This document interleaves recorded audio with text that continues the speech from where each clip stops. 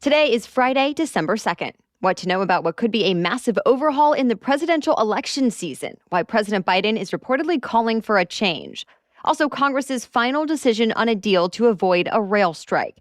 And a new development in the Justice Department's investigation into those documents found at former President Trump's home.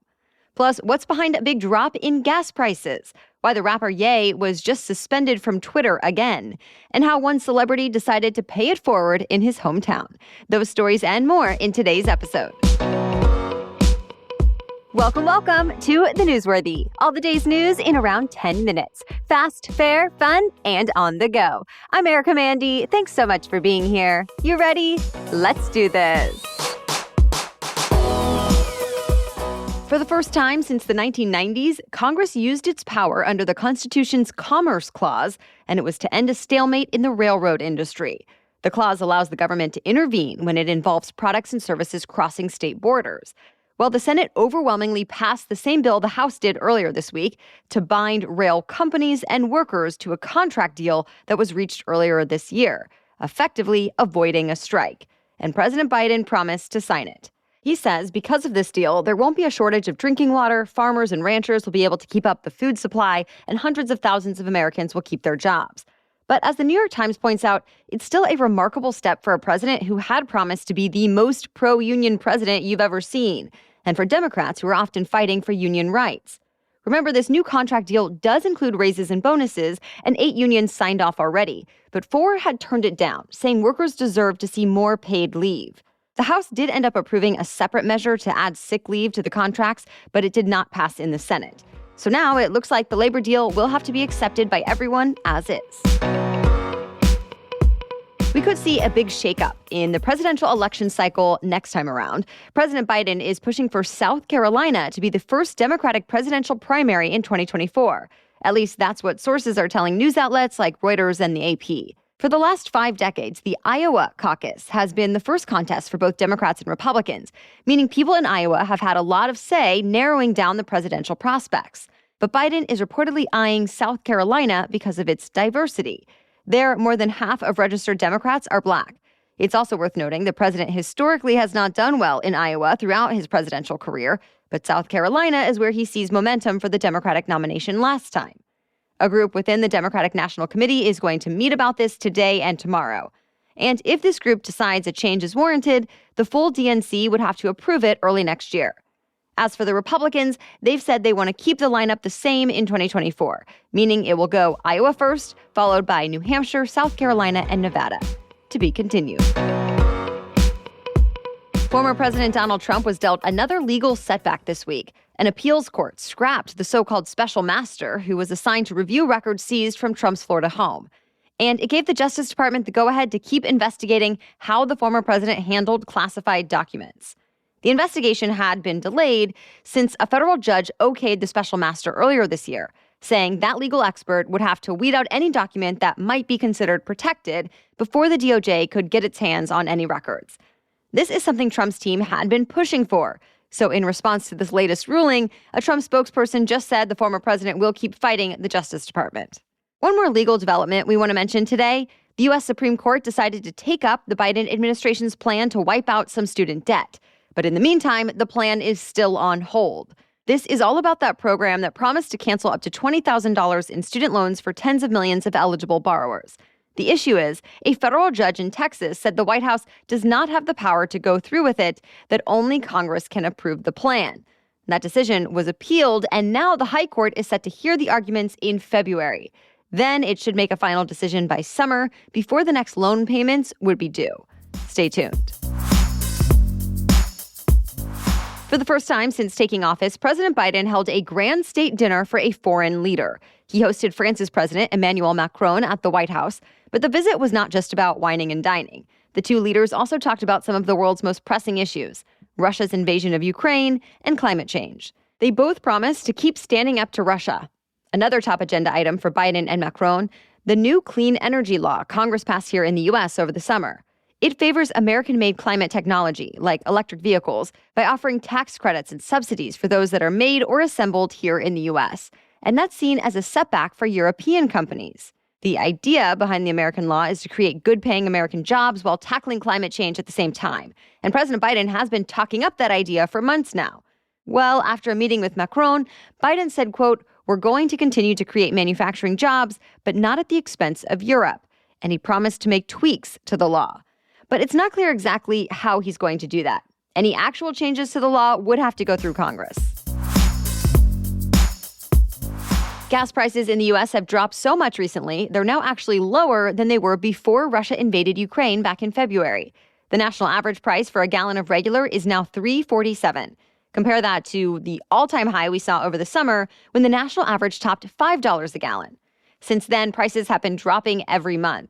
Gas Buddy says it's possible prices could even dip below $3 a gallon by Christmas. So what's behind the trend? Well, mostly a drop in demand. Since we're past the peak summer travel season, it's pretty typical for fewer people to drive in the fall and winter. But also, oil prices have gone down for a variety of reasons. All right, we have more news still ahead. But first, this episode is sponsored by BetterHelp. Ever been through a big life change and wish you had a user manual to help you navigate it all? I know I have. I remember starting this very podcast and business, and the first year or two especially came with a lot of uncertainty. Well, now I'm navigating parenting for the first time. And while friends, family, or the internet may be well-intentioned, sometimes you need a professional to say the thing you actually need to hear. Whether it's a big transition in life or just a feeling that you're stuck or something else is bothering you, therapists are trained to help you figure it all out in a way that's truly helpful. And as the world's largest therapy service, BetterHelp has matched 3 million people with professionally licensed and vetted therapists available 100% online. Plus, it's affordable. Just fill out a brief questionnaire to match with a therapist. If things aren't clicking, you can easily switch to a new therapist anytime. It couldn't be simpler. No waiting rooms, no traffic, no endless searching for the right therapist. Learn more and save 10% off your first month at betterhelp.com/newsworthy. That's betterhelp, HELP.com/newsworthy.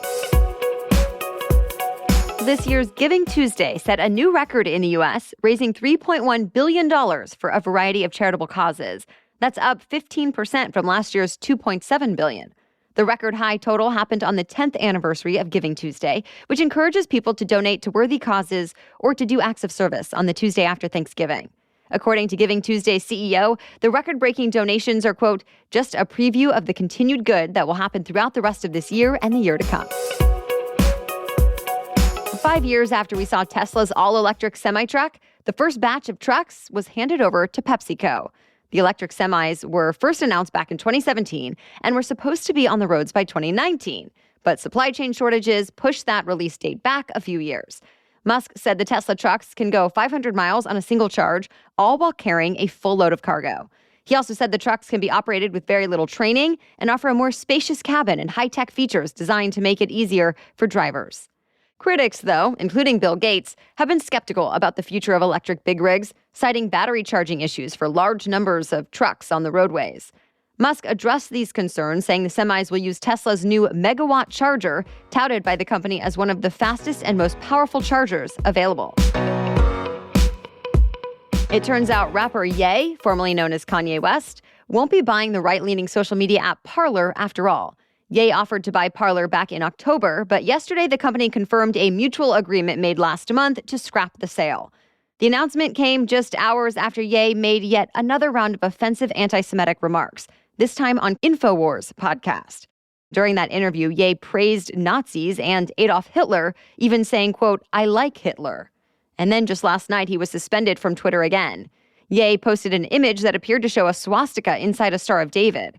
Twitter's new owner, Elon Musk, tweeted that the rapper's account is suspended for inciting violence. It's not clear how long the suspension will last, but it's the latest in a long list of anti-Semitic comments Ye has made in recent months. Those remarks have already cost him lucrative partnerships with various companies like Gap and Adidas. Will Smith returned to the red carpet this week for the premiere of his new film, Emancipation. The Oscar winner has been largely out of the spotlight for the past 8 months after his now infamous slap where he hit Chris Rock at the Academy Awards. And earlier this week, Smith joined Trevor Noah at The Daily Show, his first major interview since that incident. Smith told Noah that he, quote, "just lost it," but said his emotions don't justify his behavior. Smith was on the show to promote his new film. In it, he stars as a runaway slave who ends up joining the Union Army during the Civil War. Smith has said he hopes the incident at the Oscars does not taint the reputation of the film. Emancipation is out in theaters today, and it will be released on Apple TV Plus on December 9th. That's it for the main news today, so now it's time for Feel Good Friday, when we bring you one extra feel-good or positive news story before the weekend. But first, a quick break for our sponsor. If you are not sure what to get someone on your list this holiday season, CanvasPrints.com is such a great option to give something personal and meaningful, but also not too crazy expensive or time-consuming. Canvas prints start at less than $11 for an 8x8 print, and then canvas sizes can go up to 60 by 60. Or put a photo memory on a mug, starting at just $11.99. There are so many options that will feel personal and unique. And get something for yourself like I did. I'm so impressed by the big, beautiful wall display that I ordered showing off our family, and I can't believe how easy and quick it was to put in the order and receive it. Plus, right now, CanvasPrints.com has a special offer just for our listeners. Go to CanvasPrints.com and use the code Newsworthy25 to get 25% off your entire order of canvas prints, canvas wall displays, metal prints, photo tiles, photo blankets and pillows, and much more. Find the perfect holiday gift for everyone on your list and save with this amazing offer. That's CanvasPrints.com and use the code Newsworthy25 for 25% off your entire order. Now back to Feel Good Friday. Celebrity Dwayne "The Rock" Johnson is reminding us all that it's never too late to right the wrongs of the past. The superstar shared a video of himself stopping by the same 7-Eleven in Hawaii that he used to go to as a teenager. The actor fessed up to stealing a Snickers bar at the store every day for nearly a year straight when he was 14 years old, when he says he couldn't afford to pay for them. It's been decades since The Rock's thievery days, but when he recently returned to that same 7-Eleven, he headed straight for the candy aisle. The star cleared the shelves of all the Snickers, asking the clerk to ring up dozens of the candy bars so he could finally pay for them. Then he left his new Snickers stash at the counter for anyone who looked like they might also be stealing candy. But that's not all. The Rock also offered to buy the items of every customer inside the store. His total for the candy and groceries, $298 plus tips for the store's cashiers.